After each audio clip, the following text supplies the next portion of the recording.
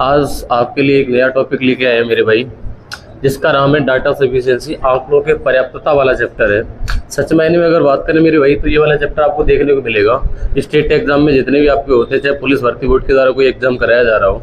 Specially जो आपको ने देखा होगा, जो पेपर लीक हुआ था जो पिछली बार पुलिस का, जो कांस्टेबल का पेपर हुआ था, उस वाले में हर शिफ्ट में 5-5 क्वेश्चन आए थे, याद हो। वो डाटा सफिशिएंसी क्वेश्चन थे। वो आपके दो टाइप के क्वेश्चन होते हैं। एक तो टाइप आज हम कराने वाले, एक टाइप और शायद एक क्लास और लगेगी। ये क्लास नंबर मैंने बढ़ डाल दिए, इसका मतलब 1-2 क्लास और लगेगी। वो सब टाइप करा देंगे जितने पुलिस में पूछे जाते हैं। प्लस ये वाला टाइप कभी कभी एसएससी में आ जाता है, लेकिन ये पुलिस का थोड़ा फेवरेट टाइप बना हुआ है। इससे 5 क्वेश्चन का वेटेज रहा है पिछली जितनी परीक्षाएं, चाहे 2019 की ले लो, 2018 की ले लो। हम बात कर रहे हैं पुलिस के एग्जाम की। अगर मेरे भाई आप पहली बार तो अगर आप नए आए मेरे भाई, तो इस वाले चैनल को सब्सक्राइब कर दो और लाइक कर दिया करो, और वीडियो को शेयर कर दो अपने दोस्तों में शेयर करने के अलावा एक बात हमें ये बताओ, जब हम बात करेंगे इस चैप्टर की डाटा सफिशिएंसी की मेरे भाई, तो डाटा सफिशिएंसी आपको देखने को मिलेगा। जो आपका बेटा डाटा सफिशिएंसी है, ये वाला चैप्टर आपका यूपीपी में बहुत ज़्यादा आता है। यूपीपी का एक स्पेशल टॉपिक बना हुआ है, और एक ऐसा क्वेश्चन बनता है जिसको बहुत सारे लोग छोड़ के आते हैं। इस वाले क्वेश्चन का जो लैंग्वेज का फॉर्मेट होता है ना, जो पेपर पुलिस में आता है, जो इसमें लैंग्वेज आती है, वो बहुत बड़ी लैंग्वेज आती है, पूरे पेज में भर के आता है इसका क्वेश्चन, जब डाटा सफिशिएंसी का आता है। और इससे एक नहीं, यूपीपी में 5 क्वेश्चन बनते हैं एक साथ। 5-5 क्वेश्चन एक से बनते हैं। ये थोड़ा सा बड़ा वेटेज लेके चलता है, लैंग्वेज बड़ी होती है, टाइम टेकिंग क्वेश्चन होता है। तो इसके हम वो सब तरीके बताएंगे, कम टाइम में कैसे कर पाएंगे वहाँ पे, औरों से कम टाइम कैसे ले पाएंगे, और 100% टाइम कम होगा वहाँ पे। अगर टाइम बच गया तो टाइम का ही तो सब खेल है पेपर में। देखो मैंने कहा, और अगर बात करें एसएससी वगैरह में, रेलवे वगैरह की बात करें, रेलवे में भाई साहब 1-2 क्वेश्चन बनने के चांस रहते हैं, और एसएससी में कभी कभी एक क्वेश्चन यहाँ से आ जाता है। ऐसा कुछ वेटेज रहा है, लेकिन ये वाला क्वेश्चन, ये वाला चैप्टर स्टेट एग्जाम की दृष्टि से ज़्यादा महत्वपूर्ण है। और आप करिए मेरे भाई, इस वाले चैप्टर को समझाने का अगर तरीका बताएं, तो हम ये कहें, इसका उदाहरण कुछ इस प्रकार लें। फॉर एग्जाम्पल हम ये कहें कि हमारे पास ये 2 किताबें हैं, और 2 किताबों में तो डाटा सफिशिएंसी आप 100% समझ पाएंगे हम पढ़ाने क्या जा रहे हैं। मैंने कहा ये वाली किताब और ये वाली किताब दोनों पुलिस परीक्षा के लिए है। ये वाली किताब भी पुलिस की है, मान लिया ये यूथ की है, और ये घटना चक्र की है। अब दोनों किताबों से पता चला पेपर हो गया है। पेपर हुआ तो इस वाले से पूरा पेपर फंस गया, और इस वाले से कुछ नहीं आया। मैंने कहा दोनों किताबें सेम थी, मैंने दोनों पढ़ी, ये भी पढ़ी ये भी पढ़ी। पता चला पेपर इस वाली से पूरा फंस गया, इस वाली से कुछ नहीं फंसा। तो हम कहेंगे ये वाली किताब सफिशिएंट है। कौन सी वाली?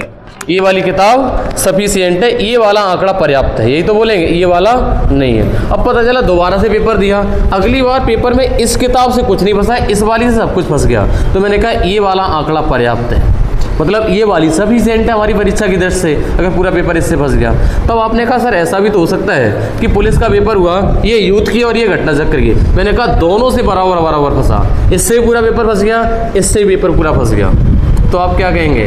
कहेंगे आप अगर पुलिस की परीक्षा निकालना चाहते हो, या तो ये ले लो या ये ले लो, क्योंकि दोनों से पेपर पूरा फंस गया, यही तो कहेंगे। अगर दोनों से पूरा फंस जाए, मतलब दोनों अगर हमारे सही हो जाएं, दोनों निष्कर्ष हमारे सही हो जाएं, तो कहेंगे आइदर 1 और 2, यानी या तो ये या ये।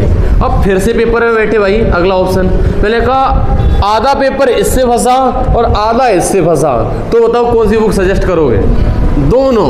बोले अगर आपको पुलिस का पेपर निकालना है तो बोथ सफिशिएंट है, मतलब दोनों को इकट्ठा मिला लो तब पर्याप्त होगा। आंकड़े पर्याप्तता वाला क्वेश्चन समझ पाए हो? अब इसके ऑप्शन देखो कैसे आते हैं मेरे भाई। ऑप्शन देखो मेरे भाई ऐसे आते हैं। ऑप्शन लिखते होते हैं कि पहली बात तो दोनों कथन पर्याप्त हैं। क्या लिखा है? कथन 1 और 2 दोनों पर्याप्त हैं, ऐसे लिख के आएगा। एक आएगा केवल एक कथन पर्याप्त है, दूसरा वाला नहीं होगा। अगला कथन 1 और दोनों अपर्याप्त है, मतलब एक भी पर्याप्त नहीं होगा। मतलब मान लिया कि ये दोनों पेपर की परीक्षाएं हैं, दोनों बुक से ना इससे पेपर फंसा ना इससे फंसा, मैंने कहा एक भी पर्याप्त नहीं है। समझ पा रहे हो? अच्छा, इसका मतलब सी वाला ऑप्शन। अच्छा, केवल दूसरा वाला सही है, पहला गलत है तो डी वाला ऑप्शन। इसमें एक ई वाला ऑप्शन दिया नहीं है, इसको कहते हैं आइदर 1 और 2 आर सफिशिएंट। ये वाला भी ऑप्शन देखने को मिल जाएगा। ये वाला तब होगा जब दोनों सही चले जाएं, तब कहेंगे या तो ये या तो ये ऐसे करेंगे। और अदर चैप्टर्स में आपने देखा होगा जब दो कथन सही जाते हैं, जब दोनों कथन सही जाते हैं तो उसमें जाता है बोथ करेक्ट। क्या जाता है? Both correct. लेकिन इस वाले में जब दोनों सही जा रहे होंगे ना, तब ये सोचना कि या तो ये या ये, तब आइदर और बनता है इसमें। समझ पाए हो? और आपने देखा होगा उधर अदर चैप्टर्स में क्या होता है, जब आधा आंसर इससे और आधा इससे मिलता है तब उसमें आता बोथ। लेकिन इस वाले में अगर आधा इससे मिला, नहीं सॉरी, उन अदर चैप्टर्स में जब आधा आधा मिलता है तो कहते हैं आइदर और बन गया। जैसे सिलोक वाला चैप्टर करा था, मैंने कहा आधा दोनों गलत चले गए, दोनों मिलके उत्तर आए तब आइदर और बोलते थे। लेकिन इस वाले में अगर आधा आधा मिला तो कहेंगे बोथ सफिशिएंट। क्या कहेंगे? Both sufficient. देखो मेरे भाई देख लो एक बार, मैंने कहा मान लिया आपका कथन नंबर 1 दिया है, मतलब कथन नंबर 1 दिया और कथन नंबर 2 दिया है। ठीक है, कथन 1 दिया कथन 2 दिया। अभी क्वेश्चन आपके सामने आएंगे तब और ज़्यादा बेहतर समझ पाओगे। मैंने कहा मान लिया दूसरा वाला गलत गया और पहला वाला सही गया, तब हम ऑप्शन टिक करेंगे मेरे भाई। कौन सा? हम ऑप्शन टिक करेंगे बी वाला। ठीक है, और पता चला कि पहला गलत गया दूसरा सही गया, तब ऑप्शन टिक करेंगे डी वाला। समझ पाए हो? और मैंने कहा ये भाई मान लो एक किताब है, एक ये वाली किताब है। मैंने कहा जब दोनों किताबें बराबर बिल्कुल पूरा दोनों पेपर से फंस गया, तो मैंने कहा या तो ये ले लो या ले लो, तब हम ऑप्शन टिक करेंगे ई वाला, आइदर वन और। समझ पाए हो? और पता चला कि सर आधा पेपर इससे फंसा और आधा इससे फंसा, तो हम कहेंगे अब दोनों मिलानी पड़ेगी तब पेपर निकल पाएगा। समझ पा रहे हो? तो हम कहेंगे बोथ सफिशिएंट, जो कि हमारा ऑप्शन नंबर पहला वाला टिक करेंगे। ऐसे करके ऑप्शन होंगे।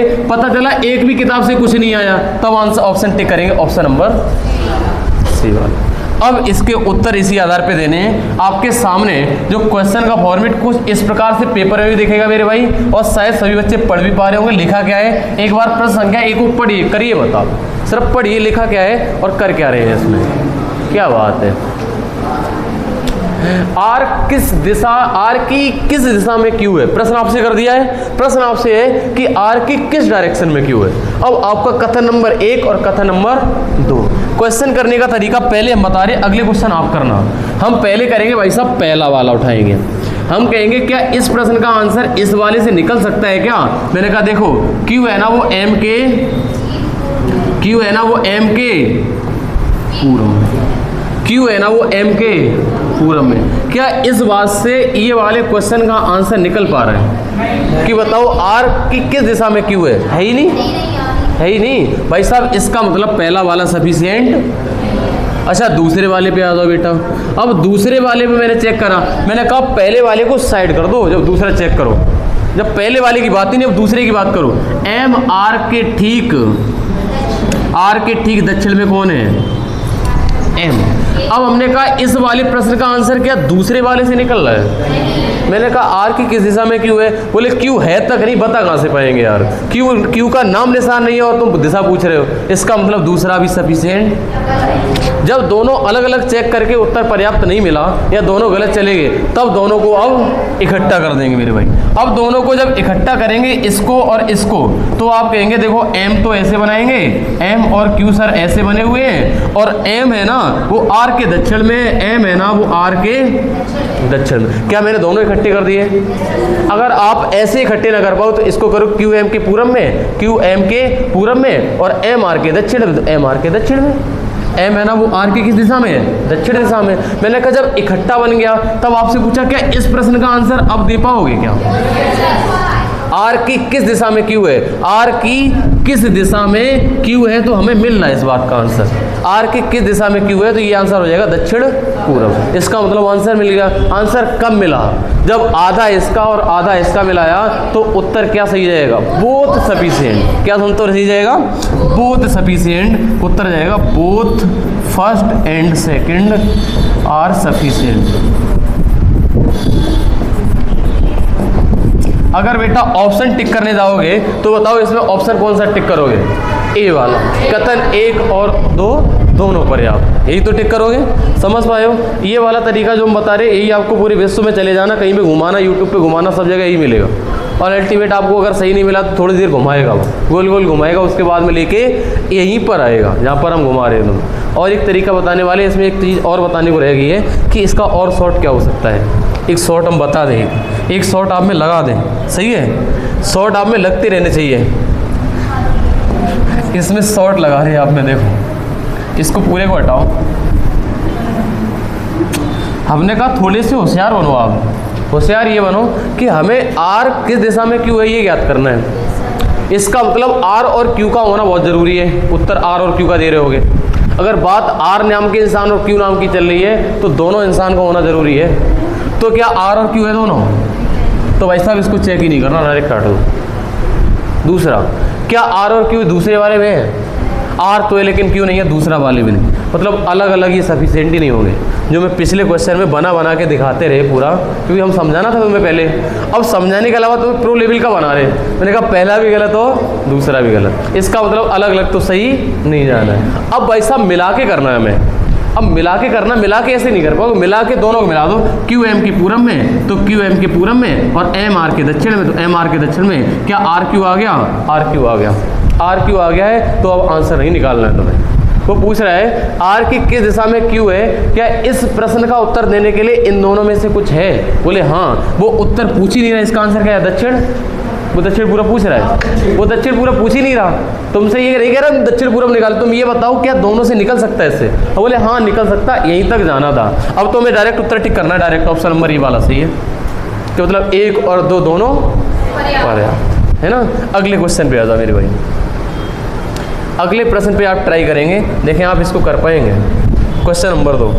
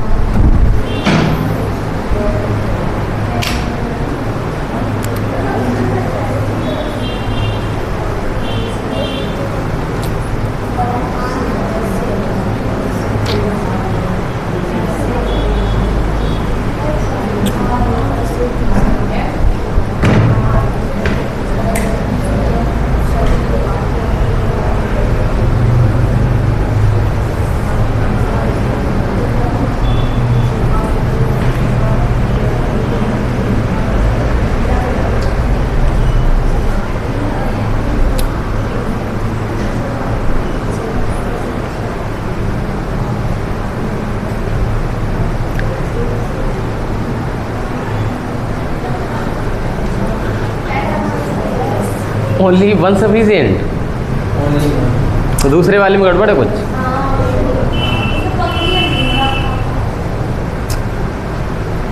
आओ चेक करके देखते हैं।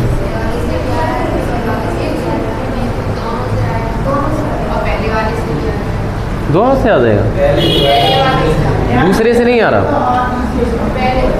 दूसरे से आ गया तो इसका आंसर 1 वाला ही सही जाएगा। अगर किसी का दूसरा गया वो बोले दूसरा सही चला गया हो, किसी का नहीं क्या सही। आओ चल। अच्छा P Q R S T में कौन सबसे भारी है? तो हमारा टारगेट सबसे भारी निकल है, काम खत्म। भाई पहला चेक करो, हमने कहा क्यू है ना, वो पहला चेक करो एक बार अलग से। क्यू आर तथा टी से भारी है। क्यू नाम का इंसान आर और टी से भारी, ऐसे ही तो लिखेंगे मेरे भाई। अभी कंफर्म नहीं है ना आर टी में कौन ऊपर है। क्यू है ना वो आर टी से भारी है, परंतु वर्ड किसके लिए आया मेरे भाई? क्यू सिर्फ एस से, क्यू सिर्फ एस से हल्का है, इसका मतलब सबसे एस सबसे भारी है। क्यू सिर्फ एस से हल्का है। बोले हम ये कहें हम सिर्फ एक आदमी से छूटने, बाकी हम सबसे बड़े हैं, इसका मतलब हमसे बड़ा एक आदमी है। वो कौन है? Q S. तो हमारा टारगेट था कि सबसे भारी कौन है, हमारा तो निकल आया उत्तर है। इसका मतलब पहला वाला तो बेटा सफिशिएंट है। दूसरे पे आ जाओ। आर ऊपर से तीसरा है, मैंने कहा पहला दूसरा तीसरा, आर ऊपर से तीसरा है। जब सभी को भार के अवरोही क्रम ही करते हैं, मतलब ऊपर सबसे बड़ा होता है तो अवरोही क्रम ही होता है। अवरोही क्रम व्यवस्थित करते हैं तथा आर टी तथा पी से भारी है। आर किससे भारी है? टी और पी से भारी है। कुछ छूट तो नहीं रहा इसमें, कुछ नहीं है, इतना ही है। अच्छा बाकी जानकारी एक आदमी के बारे में और बता देता हूँ, तुम बता देते। आर ऊपर से तीसरा है जब सभी को भार के अवरोही क्रम में व्यवस्थित करते हैं तथा आर है ना वो टी और पी से भारी है। आर टी और पी से भारी, इसका मतलब 4 और 5 नंबर ऐसे ही लगेंगे। तो भाई साहब 1 नंबर का क्लियर नहीं हो पा रहा यार। Q और S के बारे में भी कुछ जिक्र नहीं है। Q और S ऐसे आ सकते हैं, कोई पता नहीं है। इसका दूसरा वाला सफिशिएंट, इसका आंसर टिक करेंगे मेरे भाई। इस हिसाब से आंसर टिक होगा ऑप्शन नंबर बी वाला। ऑप्शन नंबर बी वाला बेटा आंसर हो जाएगा, मतलब केवल एक अनुसरण करता है। अब ऑप्शन दिखाने की ज़रूरत भी नहीं, आप समझ रहे हो कौन सा ऑप्शन ठीक जाएगा। अगर इस क्वेश्चन को कर दिए तो इस वाले को बना के दिखाओ।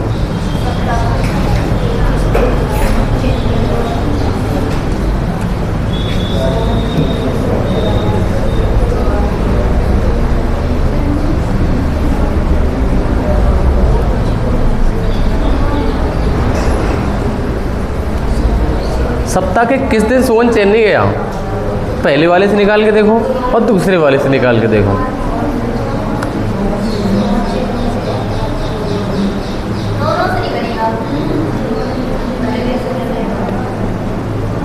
दोनों मिला के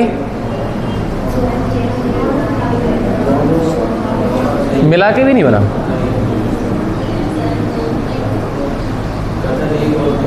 बताओ मोहिनी, बना कि नहीं? मिला के भी नहीं बना।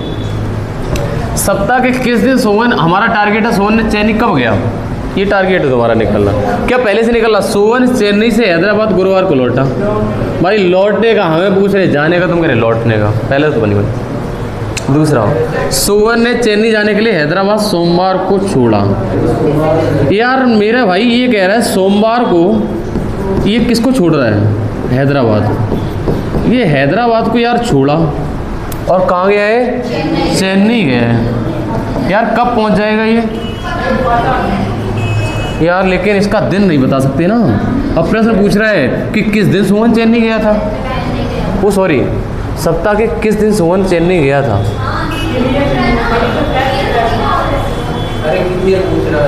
भाई इसमें तो यही कह रहा है, देखो इंग्लिश में, on which day of the week did Sohan visit. Visit करने का मतलब पहुंच जाना, विजिट कर दिया। तुमने सुना होगा विजिट कर रहे हैं हम वहाँ पे, तो विजिट कर दिया चेन्नई। तो चेन्नई विजिट करने का वाला दिन कहाँ पता है? ये तो क्वेश्चन मार्क है। दूसरे वाले से भी नहीं निकल रहा मेरे भाई। पहला और दूसरा मिलाओ भाई, फिर पता मिला लोगे तब भी। इस वाले को मिला दो इसमें। सोहन चेन्नई से हैदराबाद गुरुवार को लौटा। भाई सोमवार को गया था और गुरुवार को लौट आया मेरे भाई। गुरुवार को लौटा यानी सोमवार के बाद मंगल बुध मंगल बुध। अब पता नहीं मंगल को पहुंचा है कि बुध को पहुंचा है और उसी दिन लौट आया। अब पता नहीं कितनी तेज गया, कहीं साइकिल से जा रहा, पैदल जा रहा, भागते हुए जा रहा है, कि कोई ट्रक रग मिल गया उसमें बैठ गया है, पता ही नहीं चल रहा मेरे भाई। दूसरा भी नहीं आंसर होगा। मतलब कोई भी इसका अगर ऑप्शन टिक करना चाहोगे तो मेरे भाई ऑप्शन टिक करेंगे ऑप्शन नंबर सी, कथन 1 और 2 दोनों। ठीक है, बड़ा मजा आएगा इसमें। कहीं तो पूरी रीजनिंग मिक्स आती है इसमें। इस वाले को करो एक बार।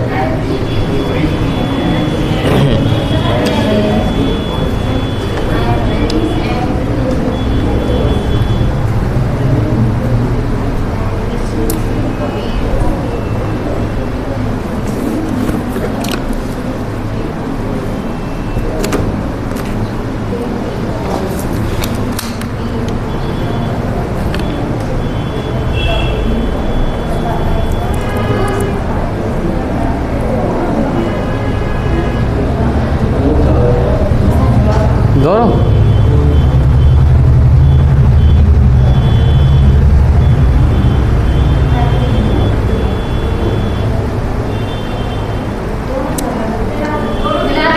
अलग अलग है कि भी नहीं?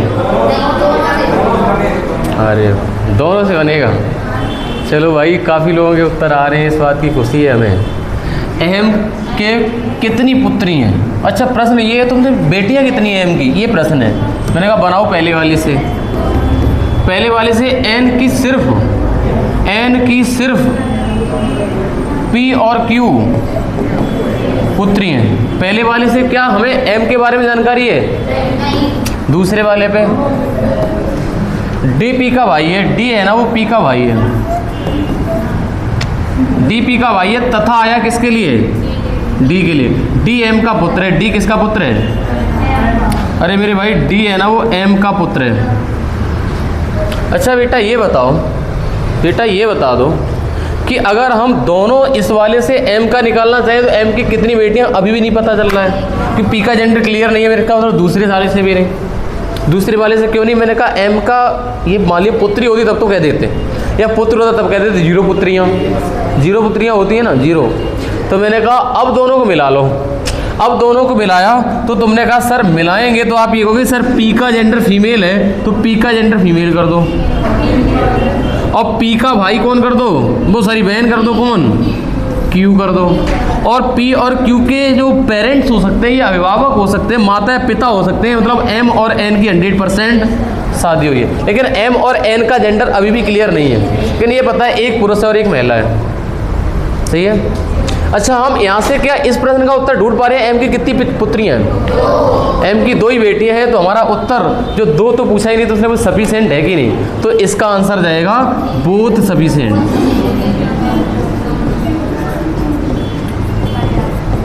दोनों आंकड़े एक और तो दोनों पर्याप्त है, दोनों मिला के उत्तर आया ना, तो बोथ सफिशिएंट। समझ पाए मेरे भाई? अगले क्वेश्चन पे आ जाओ। अगले क्वेश्चन में मेरे भाई ये दे रखा है, एक बार इसको पढ़ के देखिए, दिख रहा है सही से? ठीक है, थोड़ा सा जूम कर देते हैं।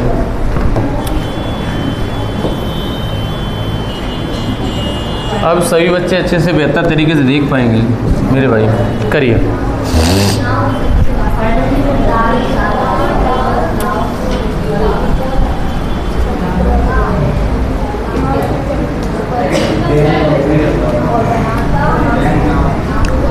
दोनों से मिलके नहीं बनेगा। अरे नहीं, दोनों से भी नहीं बनेगा, मतलब नॉन सफिशिएंट, एक भी नहीं। अच्छा, तुम्हें टारगेट है नाउ का कोड याद करना। अच्छा, नाउ एंड देन का ये तो पहले वाले से ढूंढ ही नहीं सकते हम, ये कहीं ना कहीं हमारी मिक्स कोडिंग का क्वेश्चन आ गया है ना। क्या हम यहाँ से पता लगा था नाउ का कोड क्या है? पता नहीं। अच्छा, देन यू कम, यहाँ पर तो नाउ है नहीं तो दूसरा भी गलत। भाई नाउ का पूछा, नाउ है नहीं तो भाई साहब बोट में बैठोगे क्या? अच्छा, पहला और दूसरा दोनों नहीं है तो 1 और 2 दोनों मिला दो। 1 और 2 दोनों मिलाए तो आपने कहा कि सर ऐसे लिखा हुआ now and then, now and then, और इसमें लिखा है देन यू कम, और इसका कोड दे रखा का डा टा। क्या पढ़ रहे हो तुम? डा मा पा। अरे वाह, अब आए LKG में सब लोग, LKG में आ गए तो UKG वाली फीलिंग लो सब लोग। एक देन और देन, डा और डा, डा और डा। क्या हम नाव का कोड ज्ञात कर पा रहे हैं? नहीं। मिला के भी नहीं, तो आंसर आएगा, इसका उत्तर कौन सा टिक करेंगे हम? ये ऑप्शन नंबर सी वाला सही जाएगा। कथन 1 और 2 दोनों अपर्याप्त है। ये तो हमारे कहीं ना कहीं भतीजे वाली भाषा होगी। वो भी कहता है रोटी से कहता हट्टा, हम कहते हैं क्या मांग रहा है, कहता हट्टा दे दो। हाँ अचलपुर और दुर्गापुर के बीच की सबसे छोटी लंबाई कितनी है? एक बार इसको निकालो।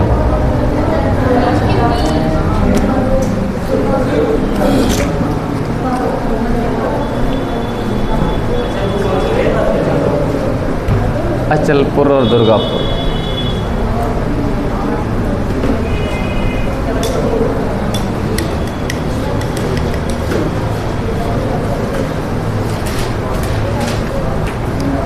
पहले वाले से आ जाएगा कि दूसरे वाले से आ जाएगा? बताओ।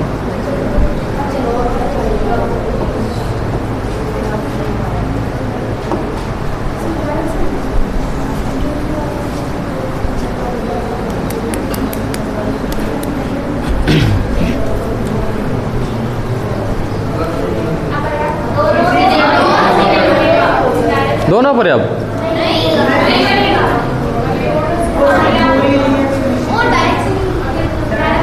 अचलपुर और दुर्गापुर के बीच की दूरी बेटा पूछ रहा, तुम कह रहे दोनों पर्याप्त। सबसे छोटे मार्ग की लंबाई कितने किलोमीटर है? पहले वाले से बनाओ। अच्छा, अचलपुर और दुर्गापुर की बात कर रहा है तो है तो इसमें अचलपुर भी है दुर्गापुर भी है। दुर्गापुर मीरापुर के 8 किलोमीटर उत्तर में है। तो पहले वाले से तुमने बनाया होगा कि दुर्गापुर मीरापुर के उत्तर में है, तो मीरापुर के उत्तर में चले जाओ 8 किलोमीटर, और यहाँ पे कौन है? दुर्गापुर। सही तो है, कोई दिक्कत नहीं है। अच्छा, जो अचलपुर से जो दुर्गापुर है ना, जो सॉरी जो किसके लिए आया है? मीरापुर के लिए। मीरापुर है ना अचलपुर से, मीरापुर है ना अचलपुर से 162।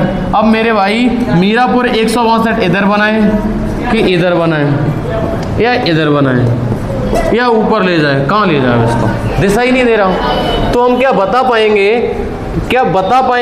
लेकिन आपसे अगर एक क्वेश्चन ये करता कि अचलपुर और दुर्गापुर के सबसे छोटे मार्ग, दिशा नहीं पूछ रहा है, सबसे छोटे मार्ग अगर इधर बनाओगे तब भी 162, इधर बनाओगे तब भी 162, और इधर बनाओगे तब भी 162, और पूछ रहा है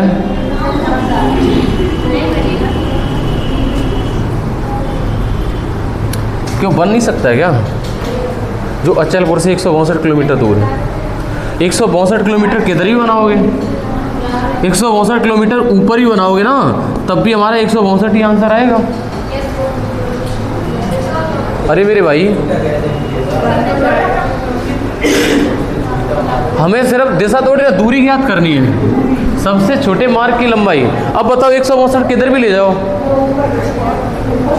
ऊपर ले जाओ तब भी 162 रहेगा यार।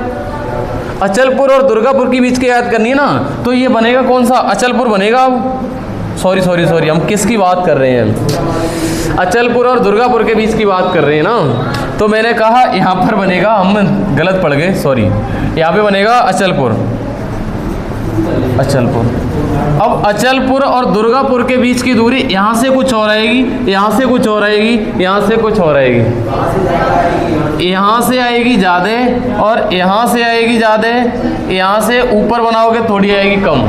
अब सही है, थोड़ा सा हम गलत सोच रहे थे, तो हमें लगा तो पहला वाला गलत है, नहीं बनेगा, क्योंकि हमें लगा मीरापुर से अचलपुर निकाल रहे हैं, नहीं, मीरापुर से अचलपुर से दुर्गापुर है। सॉरी, दूसरे पे आ जाओ। दूसरे, अचलपुर बिजनौर से 69 किलोमीटर दूर है। अचलपुर बिजनौर से 69 किलोमीटर, फिर भाई साहब डिस्टेंस नहीं दे रहा किधर भी दिशा, दूसरे वाली भी गलत है। मिला के बनेगा क्या? जब दिशा ही गड़बड़ है फिर मिला के नहीं बनेगा, तो आंसर आएगा नन फॉलो।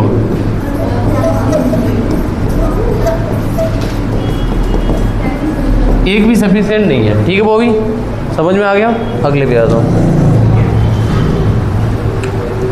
नाम है तेरा तारण हारा, कहती हूँ तुम, भाई करो।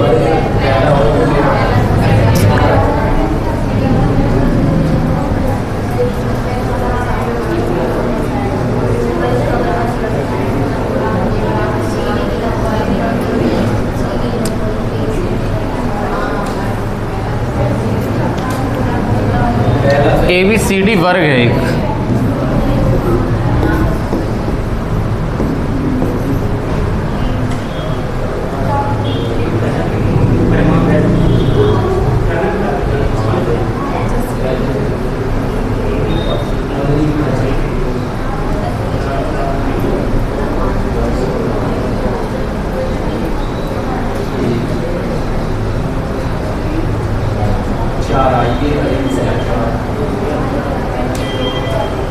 तुम ये बताओ सफिशिएंट है या नहीं, उत्तर नहीं पूछ रहे। 1 और 2,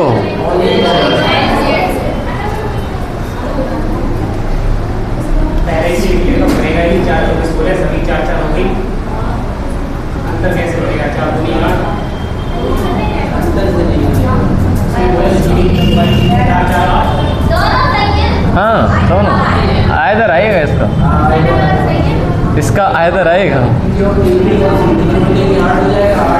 देखो मेरे भाई, पहले वाले पे याद हो, तुम पता नहीं क्या कर रहे हो। वर्ग का परिमाप अगर 16 है तो मैंने चाचू को 16 है, 4 4 और 4 और 4। अगर वर्ग का परिमाप ये है तो क्या हम ABCD का क्षेत्रफल ज्ञात कर पाएंगे? हाँ, 16 नहीं निकालना, हाँ निकाल पाएंगे कि नहीं? बोले हाँ, इतना निकालो, उत्तर थोड़ी निकल पा रहे। बोले सफिशिएंट है, उत्तर मिल जाएगा इसका पहला वाला सफिशिएंट। दूसरे पे आ जाओ, दूसरे पे आ जाओगे मेरे भाई, तो दूसरे पे आप ये कहोगे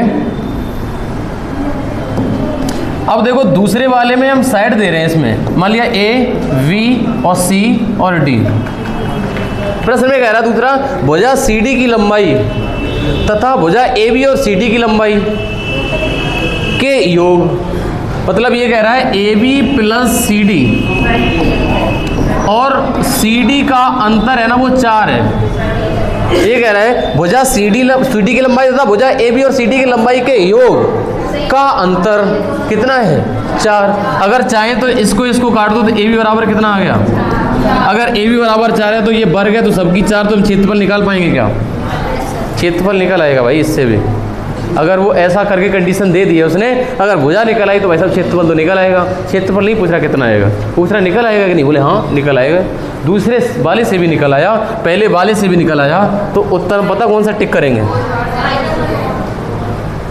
हाँ इसमें हम टिक करेंगे ऑप्शन नंबर ई, आइदर 1 और 2 आर सफिशिएंट, या तो पहला या दूसरा सफिशिएंट। शायद हमें लगता है सभी को मज़ा आ रहा होगा इन क्वेश्चंस में, कुछ नए कॉन्सेप्ट मिल रहे होंगे। इसका आंसर आएगा आइदर 1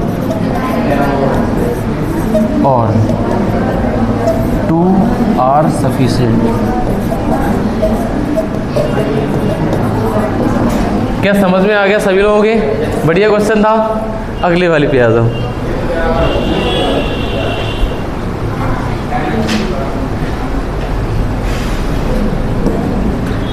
प्रश्न संख्या 9 प्रयास कर सकते हैं सभी बच्चे जाओ यहाँ पे बैठे हुए मेरे भाई, सभी भाई और बहन मेरा इस प्रश्न को करिए।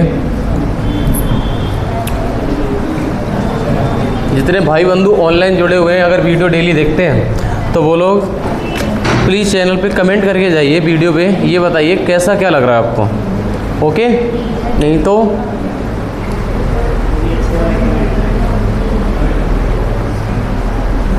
एम एन से किस प्रकार संबंधित है ये बताओ।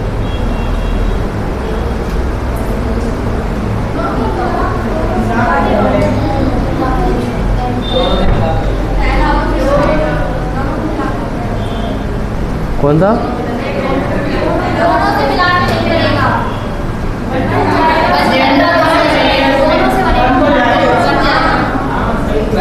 बन जाएगा, बन जाएगा दोनों मिला के अलग अलग। अच्छा प्रश्न आपसे ये था कि एम एन से क्या कहेगा, मतलब रिश्ता पूछ रहा है कि एम एन से क्या कहेगा, या अगर उत्तर निकल आएगा क्या। अच्छा बेटा ये बताओ एम और एन इसमें है भी नहीं है, तो सॉरी नहीं है तो पहला तो बनेगा ही नहीं।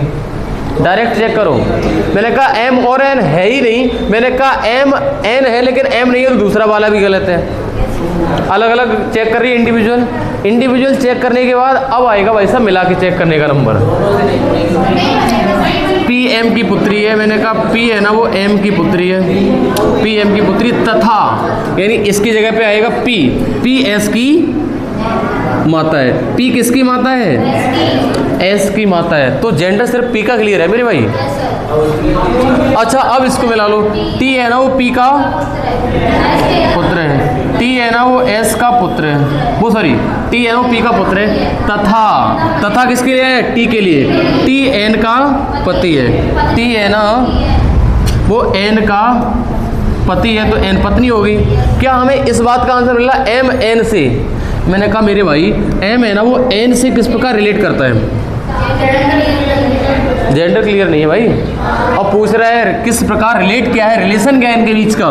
मैंने कहा अब ये इससे पता क्या कहेगा, ये इसके पति और पति के भाई साहब माता सास, और सास की सास कौन सी की जाती है वो?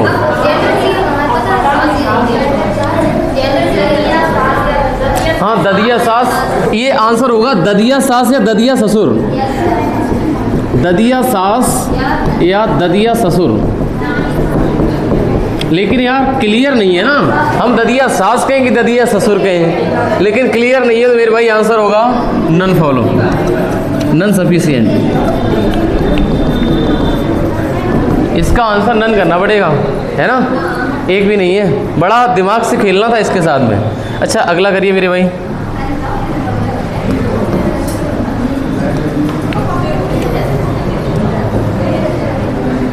इसको ट्राई कर सकते हैं सभी बच्चे।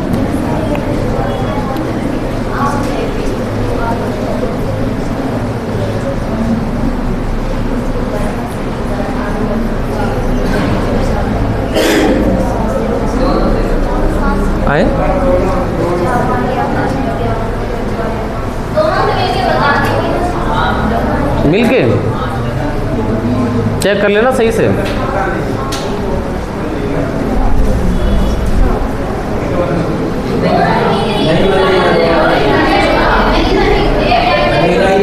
नहीं बनेगा।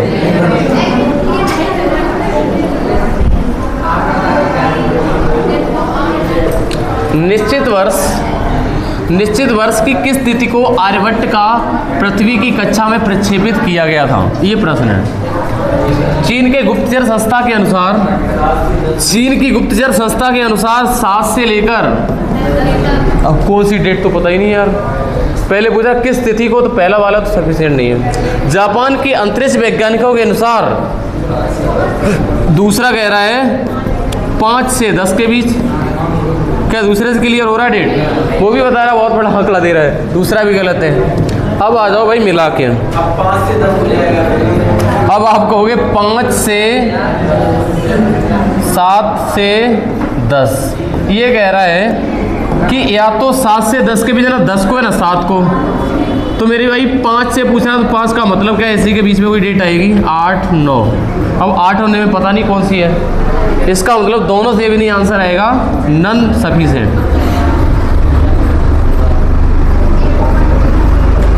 नन सफिशिएंट आएगा इसका आंसर।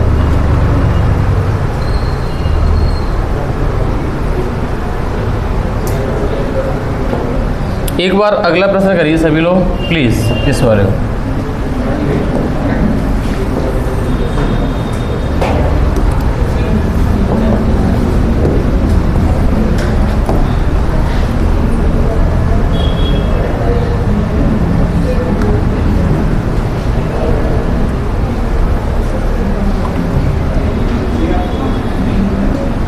आप बताओ एडी से किस प्रकार संबंधित हो सकता है?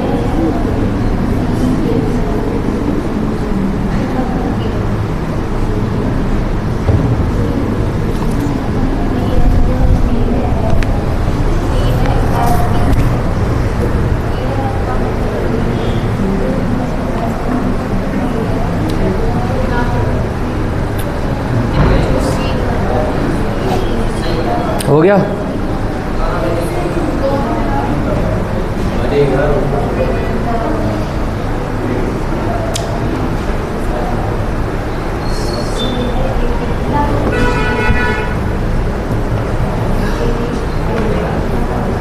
भाई पहला तो देख के ही गलत कर दो। पहले वाले में ए और डी चाहिए, ए है डी है ही नहीं, तो रिश्ता कहाँ से बता पाओगे? पहला तो गलत है, ए और डी है नहीं, और इसमें ए नहीं है डी है, लेकिन दूसरा भी गलत है। मेरे भाई ए और डी दोनों चीज़ें होनी चाहिए, तब तो रिश्ता बता पाएंगे। अब आ जाओ 1 और 2 दोनों मिला के। अच्छा सी ए की पुत्री है, सी है ना वो ए की पुत्री है, तथा बी की बहन है, तथा किसके लिए? सी है ना वो किसकी बहन है? बी की बहन है, तथा मेरे भाई किसके लिए है? सी के लिए, सी बी की बहन है। अच्छा डी एफ की पुत्री है, नहीं बन पाएगा। अच्छा जो किसके लिए आया है? एफ के लिए। एफ सी का दादा है, एफ है ना वो सी का दादा है, तो एफ है ना वो सी का दादा ऐसे बनेगा। एफ है ना वो सी का दादा है, और डी एफ की पुत्र, डी एफ का पुत्र होना चाहिए, की पुत्र सन। डी है ना वो एफ का पुत्र है, डी है ना वो एफ का पुत्र, ऐसा बनेगा। क्या ये रिश्ता निकल पा रहा है ए डी से? ए डी से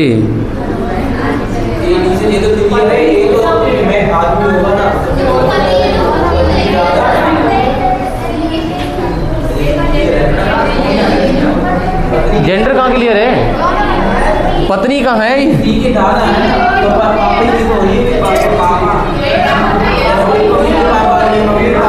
अच्छा ये कह रहा है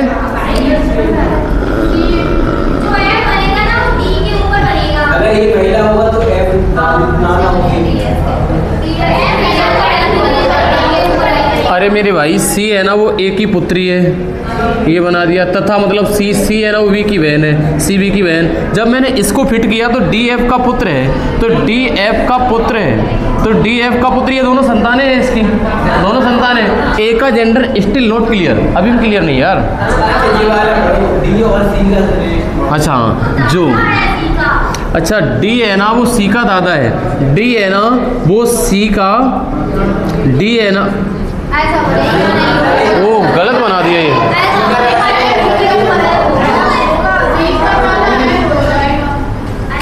ये था डी है ना वो सी का दादा, डी है ना वो सी का,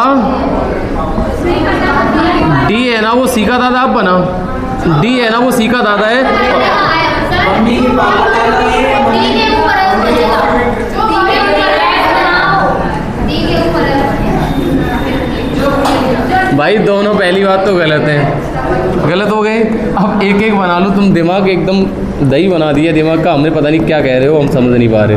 अच्छा सी ए की पुत्री है, मैंने कहा सी है ना वो ए की पुत्री बना दी, तथा बी का मतलब है सी बी की बहन है, तो सी है ना वो वी की बहन है। इतना तो बन गया पहला वाला। अब दूसरा बनाए, हमने कहा डी और एफ है नहीं, तो पहले इसको रिलेट कर दो सी से। मैंने कहा डी है ना, सॉरी एफ, एफ है ना वो सी का दादा है, एफ है ना वो सी का, अरे सही बनाओ। ले भाई रुक जा रुक जा रुक जा। एफ है ना वो सी का दादा बनाना, सी का दादा बनाना है किसको।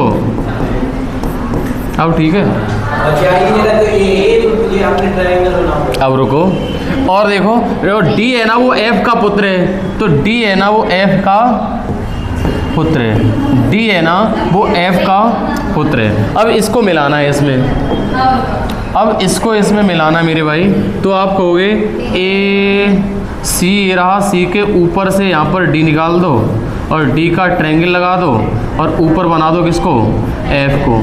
एफ को बनाने के बाद आपसे पूछा डी ए से, डी ए से किस प्रकार संबंधित है, तो मेरे भाई लगेगा, है ना भाई लगेगा। तो इसका उत्तर जो सही जाना है वो आंसर जाना है बोथ सफिशिएंट। हाँ ओ सॉरी उल्टा कर दिया फिर, ए है ना वो डी से, इधर तीर लगेगा, ये तीर इधर को लगेगा। ये बताओ अभी भी gender not clear, gender clear नहीं है तो आंसर आएगा नॉन सफिशिएंट।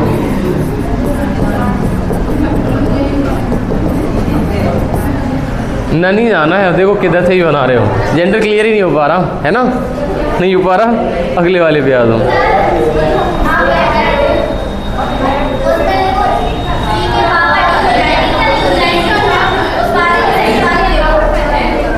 इस वाले में, उस वाले में, हाँ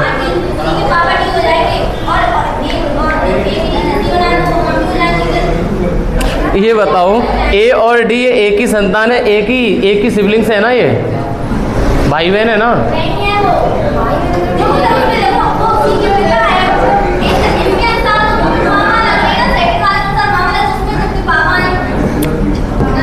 इस वाले में सी के कौन है, तो सी के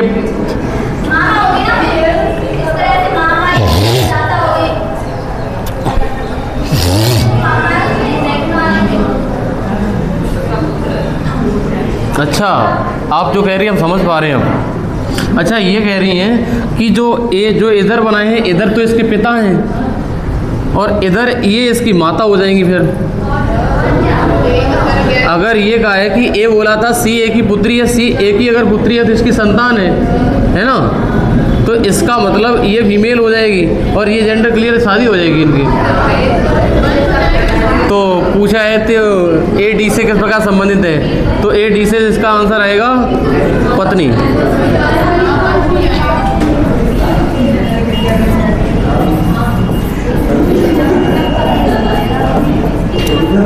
एक बार हम ऐसा करते हैं, इसकी कल आंसर की देख के और आते हैं। क्वेश्चन नंबर ये हमारा 11वां, कल एक बार और डिस्कस कर लेंगे इसको, ठीक है। कोई बात नहीं, डाउट में चला गया थोड़ा क्वेश्चन ये, इधर आ जाओ। उत्तर कुंजी है नहीं हमारे पास अभी, इसको देखो।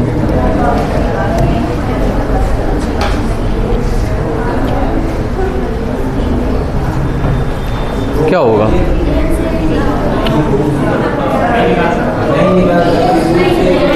गो को निश्चित भाषा में कोड किया गया है, क्या पहले से निकल आएगा गो? पहले सारे से गो क्यों नहीं निकलेगा मेरे भाई? क्योंकि मेरे भाई गो है ही नहीं कहीं पे, और इसमें है तो पता कैसे लगा कौन सा होगा? दूसरे वाले से भी इंडिविजुअल चेक कर लिए। अब आ जाओ मिला के चेक करते हैं मेरे भाई। मैंने कहा यू मे कम और ही मे गो, और इसका है पिक ना टा, इसका है जा हो पिक। अब इन दोनों में कॉमन देखो मेरे भाई, गो का कोड याद करना है। मे कॉमन है और मे कॉमन है, मे कॉमन है और मे कॉमन है, और इधर पिक कॉमन है और पिक कॉमन है। लेकिन कोड तो यार तुम्हें चाहिए था गो का, मिलेगी ना? तो गो का कोड या तो जा होगा या हो होगा, जा या हो। अब कौन सा है कुछ क्लियर नहीं, आंसर आएगा नन फॉलो। क्या आंसर आएगा बेटा? None follow. एक भी अनुसरण, मतलब सॉरी क्या कह रहे हैं, नन फॉलो का मतलब नन सफिशिएंट बोलना चाहिए, नन सफिशिएंट, एक भी सफिशिएंट नहीं है। अगले वाले पे आ जाओ।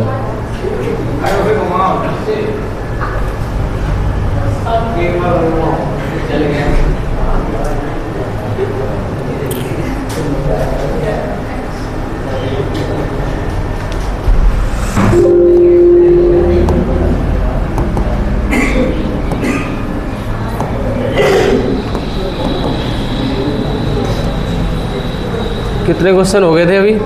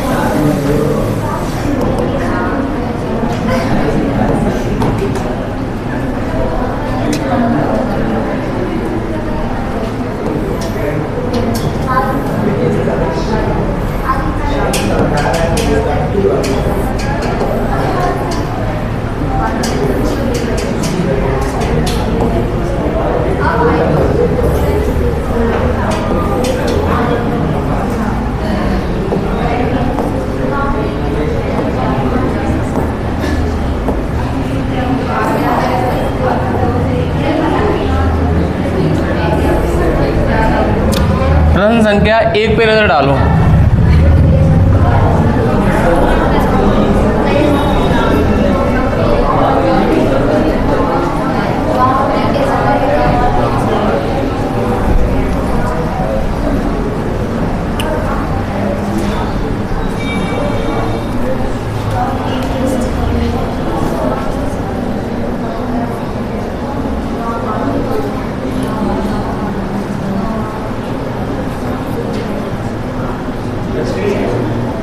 पहले वाले में से कौन सा सही करें?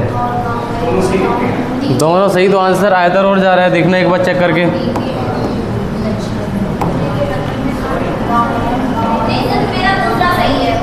पहला गलत,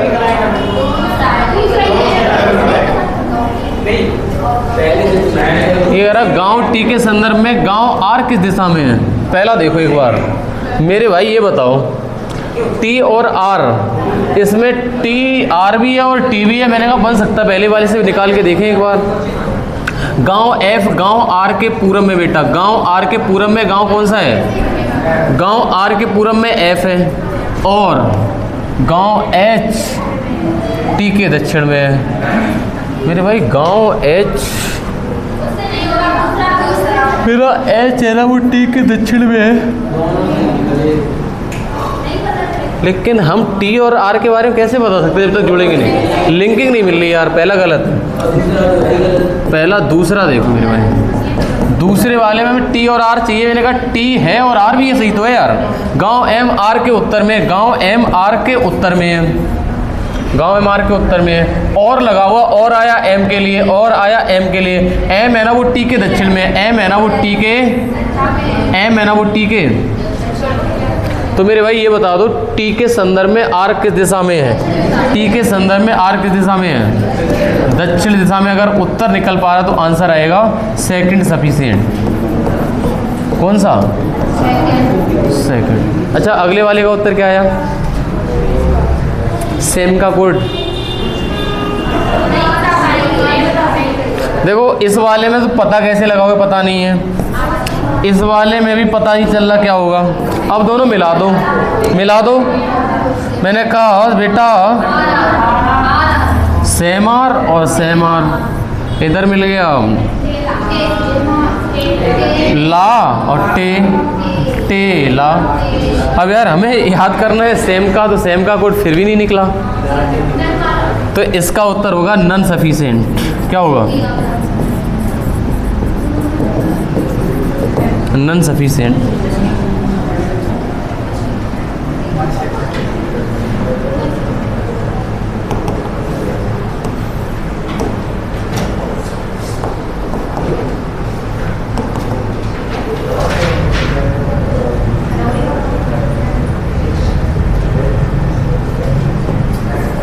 आपके पेपर में ऑप्शन जरूर दिखाएंगे भाई साहब, पेपर में ऑप्शन कुछ इस प्रकार के दिखाई देंगे आपको। ऑप्शन का एक नया रूप ये भी देखने को मिल सकता है जो आप देख पा रहे हो। ये हालांकि बैंक का ऐसा आता है ऑप्शन, लेकिन आप वाले में ज़्यादातर ऑप्शन वैसे ही मिलेंगे। एक बार तीसरा प्रश्न पढ़िए। आप तीसरा प्रश्न सभी लोग देख पा रहे होंगे। इस प्रश्न में कहा गया है अलग अलग ऊंचाई वाले ABCDE में सबसे लंबा कौन है? सबसे लंबा कौन है? इनमें C केवल B से नाटा है, और दूसरा कह रहा है A D और E से लंबा है। तो क्या निकाल पाओगे आप?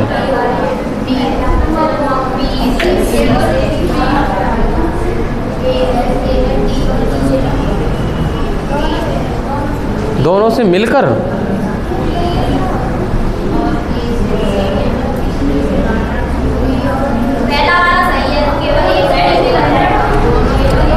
इनमें C केवल B से नाटा है। C केवल B से नाटा मतलब B सबसे बड़ा है। इसका मतलब पूछा अलग अलग ऊंचाई में सबसे लंबा कौन है? सबसे लंबा B है। अरे दो से ही क्लियर हो गया, आगे की बात ही नहीं करी। पहला वाला सफिशिएंट। दूसरा A है ना वो D और E से लंबा है, दूसरे वाले की बात कर लो। ये फर्स्ट वाले की बात होगी। दूसरा A है ना वो D और E से लंबा है, A है ना वो D और E से लंबा। लेकिन हम डिसाइड कैसे करें सबसे लंबा कौन? दूसरे से नहीं हुआ, तो इसका उत्तर पता क्या टिक करेंगे?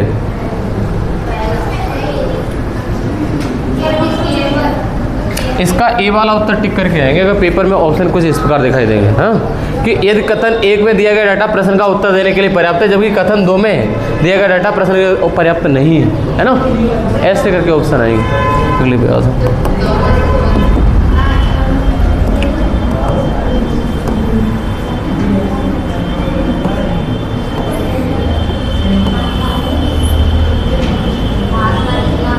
क्या आप चौथे प्रश्न को कर सकते हैं? Question number 4।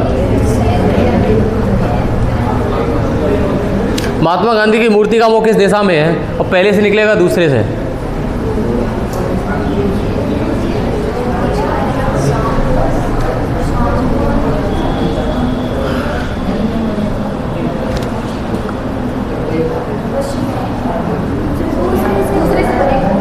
दूसरे से, सेकंड वाले से। महात्मा गांधी की मूर्ति का मुख किस दिशा में है? मूर्ति शहर के अंत में उत्तर की ओर है। मूर्ति शहर के अंत में, मैंने कहा मान लिया ये वाला शहर है और इसके उत्तर में खड़ी हुई है मूर्ति। अब हम ये कैसे कहते हैं इसका मुख किस दिशा में है? क्या बता पाएंगे? मूर्ति की छाया शहर को 5 बजे पूर्व की ओर बनती है। मैंने कहा अगर 5 बजे हमारी छाया मान लिया सूर्य इधर होगा तो इधर बनेगी, हम ऐसे मुँह करके खड़े होंगे तभी तो इधर ही बनेगी छाया हमारी। क्या इससे मोड़ डिसाइड हो जाएगा? फिर आपने दूसरा कैसे कर दिया? हम छाया से कैसे पता लगा लेंगे मुँह के इधर है इसका? छाया से पता चल पाएगा? छाया से भाई साहब इसका आंसर रहेगा नॉन सफिशिएंट। आपको लगा कि 5 बजे छाया पूरब की ओर बन रही है, इनका मुँह कर दो उल्टा सीधा। ये बता ही नहीं ना किधर मुँह करके खड़े हैं। दूसरा वाला भी गलत है। अगले पे आ जाओ। क्या हम आगे क्लास कल करें? चलो आगे कुछ क्वेश्चन होंगे, हम रेलवे कुछ क्वेश्चन लाएंगे कल निकाल के, जो नए क्वेश्चन पूछे गए वो वाले कल कराते हैं। ओके, थैंक यू, धन्यवाद, बहुत बहुत आभार आपका इतनी देर तक